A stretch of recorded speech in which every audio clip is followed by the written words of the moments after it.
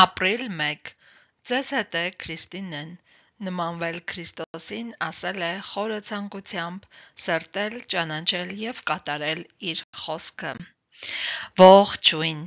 բոլորիդ մաղթում եմ ուրախ ապրիլի 1 և տարվա 14-րդ շաբաթ։ Եկեք միասին 3 անգամ ընթերցենք անգիր սովորելու համար նախատեսված 14-րդ շաբաթվա հատվածը։ Այն է Հեսու 1:8։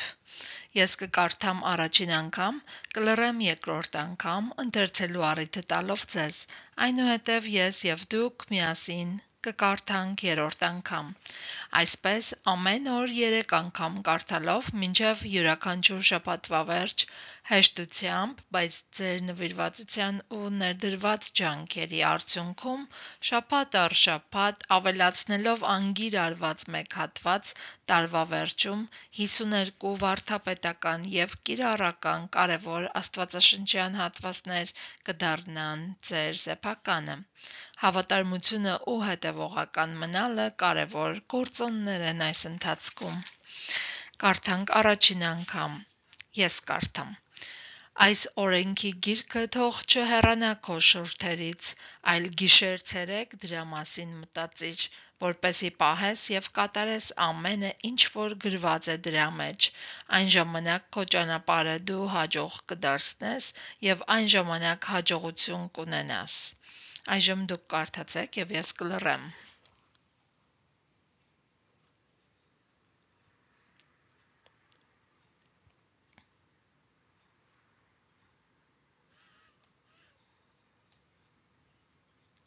Եվ երրորդ անգամ միասին կարդանք.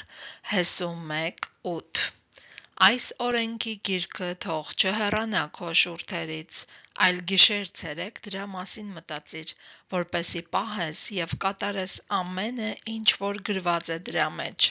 Այն ժամանակ քո ճանապարհը դու հաջող կդարձնես և այն ժամանակ հաջողություն կունենաս։ Այսօրվա Աստվածաշունչից ընթերցվող հատվածները հետևյալներն են.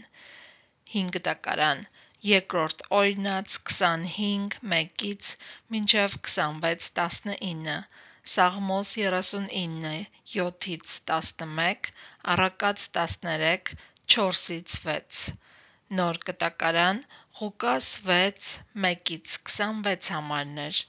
Մաղթում եմ ձեզ օրհնյալ և ուրախ օր, մինչ հաջորդ հանդիպում։